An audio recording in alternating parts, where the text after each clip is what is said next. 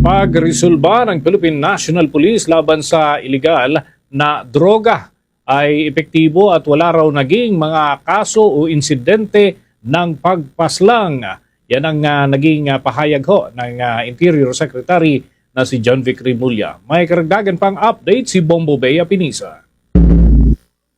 Nanindigan ng Department of Interior and Local Government na patuloy na nagiging epektibo at gumagana ang ginagawang mga operasyon ng Philippine National Police, katawang ng iba pang ahensya hinggil sa kampanya ng administrasyon kontra sa iligal na droga.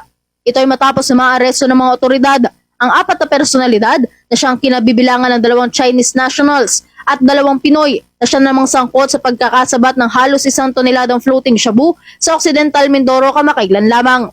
Ani Rimulya, hindi pagpatay o extrajudicial killings ang solusyon para maresolba ang problema ng Pilipinas hinggil sa paggamit ng iligal na droga.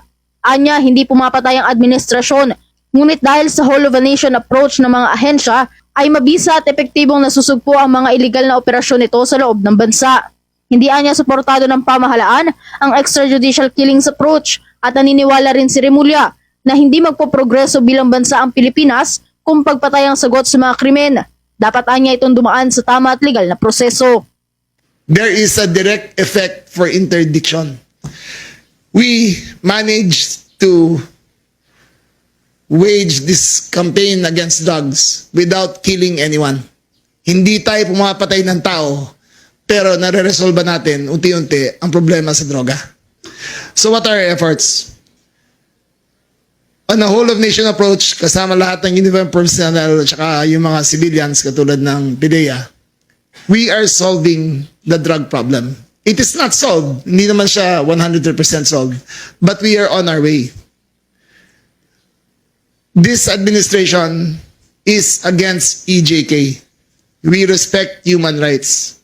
Naniniwala ako na hindi tayo magpoprogreso bilang bilang Pilipino, bilang Pilipinas. Kung papatayin mo, ang suspetsa lang, papatayin mo na. Kailangan dumaan sa tamang proseso.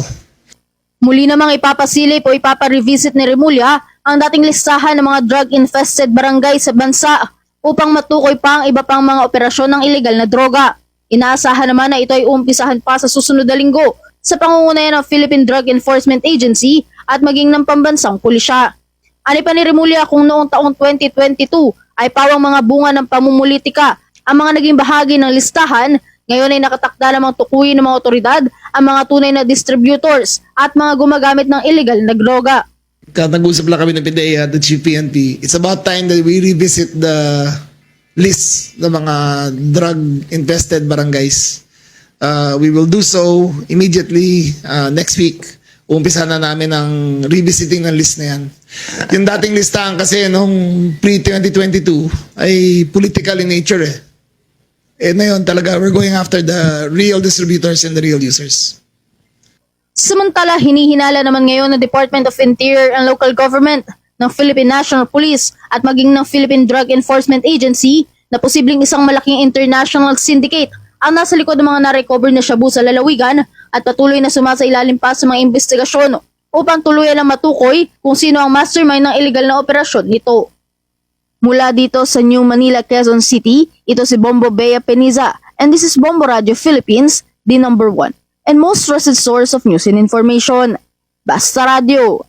Bombo! For the most trusted source of news and information, visit our website at www.bomboradio.com. Follow us on Bombo Radio mobile app, Facebook, YouTube, TikTok, and X, formerly Twitter. Like, share, and stay connected. Anytime, anywhere.